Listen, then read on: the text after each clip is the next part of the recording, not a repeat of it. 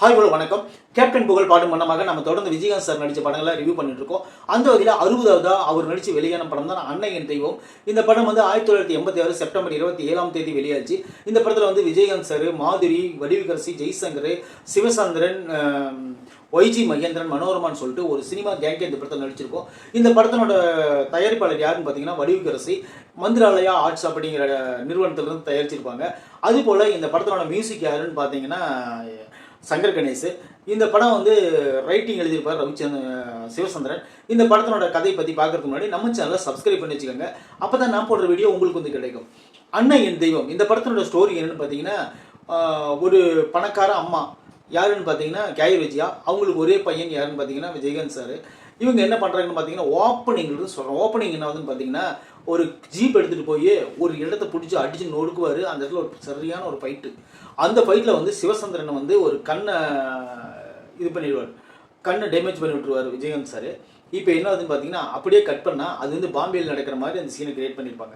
Police வந்து சிவசந்திரன் குரூப்பை கைது பண்ணிட்டு போனதுக்கப்புறம் விஜயகாந்த் சாரை கூப்பிட்டு, உங்களோட சேவை எனக்கு ரொம்ப முக்கியமாக இருந்துச்சு, பரவாயில்ல, கள்ளக்கடத்தல் கும்பலை பிடிச்சி கொடுத்தீங்க, இதே போல் நீங்கள் நிறையா எனக்கு பண்ணணும்னு சொல்லும்போது உடனே விஜயகாந்த் சார் சொல்லுவார், பாம்பேயில் நான் அதிகமாக சம்பாரிச்சிட்டேன், அதனால் எங்கள் அம்மாவோட போய் சென்னையில் செட்டில் ஆக போகிறேன், இனிமேல் தான் அம்மாவை நல்லா நான் பார்த்துக்கணும்னு ஆசைப்பட்றேன்னு சொல்லிட்டு அம்மாவை கூட்டிகிட்டு சென்னைக்கு வராரு நம்ம ஹீரோ விஜயகாந்த் சார். இந்த படத்துலையும் கலக்கம் போல் விஜயகாந்த் சார் பேர் விஜய் தான்.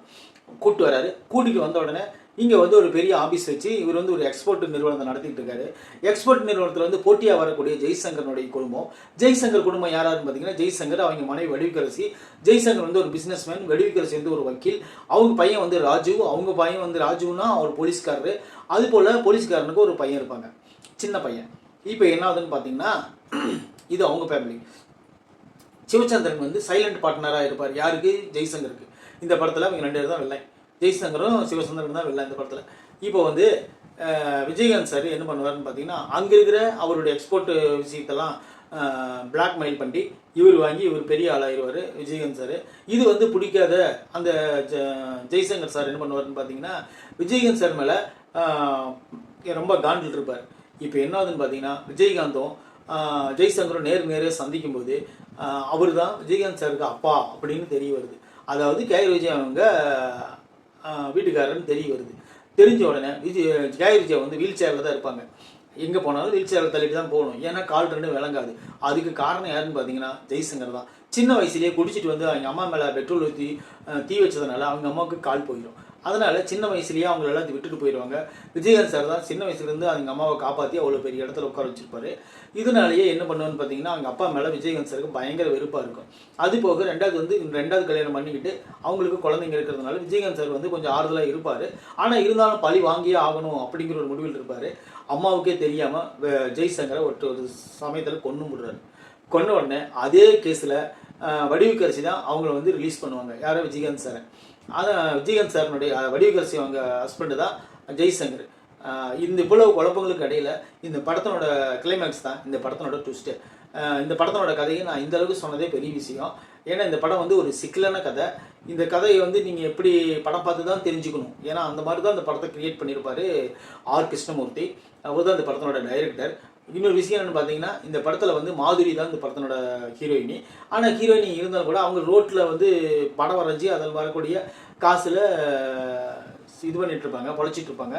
அதுபோல் அவங்க வந்து என்ன பண்ணுவாங்கன்னு பார்த்தீங்கன்னா, விஜயகாந்த் சார் ஒரு சீனில் பர்ஸை எடுத்துகிட்டு வீட்டுக்கு வந்து வீட்டிலேயே வேலைக்காரியாக சேர்ந்துருவாங்க. மனோரமா அதே வீட்டில் சமையல்காரியாக இருப்பாங்க. அவங்களுக்கு ஒரு 2-3 சீன் இருக்குது. அதுபோல் ஒய்ஜி மகேந்திரன் அவங்களுக்கு வந்து என்ன சீன் பார்த்தீங்கன்னா, விஜயகாந்த் சாரோட பிஏவாக இருப்பார், மேனேஜராக இருப்பார். அவர் கூடவே இருக்கிறது தான் அவரோட வேலை. அவரோட காதலையே வேவுபாக்கு அனுப்பி அவர் காதலை இழந்துட்டு அவர் தனியாக இருப்பார். அவரோட கேரக்டர் அது. அதுபோல் இந்த படத்தில் இருக்கிற சிவசந்திரன் அவர் வந்து பாம்பேயில் வந்து காலியாக இருப்பார், சென்னையில் வந்து குழந்தையாக மாறிடுவார். அவர் பேர் இந்த படத்தில் குழந்தை. ஆனால் பண்ணுற வேலைத்தனம் போகிற பெரிய வேலைத்தனம் தான் பண்ணிகிட்டு இருப்பார். அவர் பங்குக்கு அவர் 2-3 கொலை வேறு பண்ணுவார். அதுக்கப்புறம் ஜெய்சங்கர் அவருக்கு வந்து முதல் மனைவியை கால் ஊனம் பண்ணிவிட்டு 2வது மனைவியை வக்கீலான வடிவுக்கரசி கல்யாணம் பண்ணிக்கிட்டு ஒரு சந்தோஷமான லைஃப் லீட் பண்ணிட்டு இருப்பார். ஆனால் இடையில தவறான ஒரு தொழிலும் செஞ்சுட்டு தான் இருப்பார் அவர். அதுபோல் ராஜு வந்து ஒரு நேர்மையான போலீஸ் அதிகாரியாக இருப்பார். அப்பா குற்றவாளி அப்படின்னு தெரிஞ்சதுக்கப்புறம் அப்பாவுக்கு வந்து சப்போர்ட் பண்ணாமல் அப்பாவை எதிர்த்துக்குவார். அதுபோல் ஒரு நல்ல ஒரு போலீஸ் ஆஃபீஸராக இந்த படத்தை நடிச்சிருப்பாரு. அதுபோல் வடிகர் சிம்மா இந்த படத்தோட தயாரிப்பாளர். இருந்தாலும் அவங்க வந்து இந்த படத்தில் வக்கீலாக நடிச்சிருப்பாங்க. வக்கீலாக நடித்தாலும் கூட அவர் என்ன பண்ணுவார்னு பார்த்தீங்கன்னா, தன்னோட புருஷனை கொண்டவனுக்கே விடுதலை வாங்கி கொடுப்பாங்க. அதாவது விஜயகாந்த் சார் தான் அவங்க புருஷனை கொண்டிருப்பார், அப்பாவை கொண்டிருப்பாரு. ஆனால் அவருக்கே விடுதலை வாங்கி கொடுப்பாங்க. அந்த மாதிரி ஒரு கேரக்டரில் நடிச்சிருப்பாங்க. ஆனால் அது ஏன் அப்படின்னு சொல்லி கிளைமேக்ஸில் தெரியும் போது நம்மளுக்கே ஷாக்கிங்காக இருக்கும். இந்த படத்தினோட ட்விஸ்டே இந்த படத்தினோட கிளைமேக்ஸ் தான். உண்மையிலே வேறு லெவல் இருக்கும். இந்த படத்தில் பாடல்கள் அப்படி ஒன்றும் கேட்கும்படியாக இருக்கும். ஒரு சுமாரான பாடல்கள் தான்.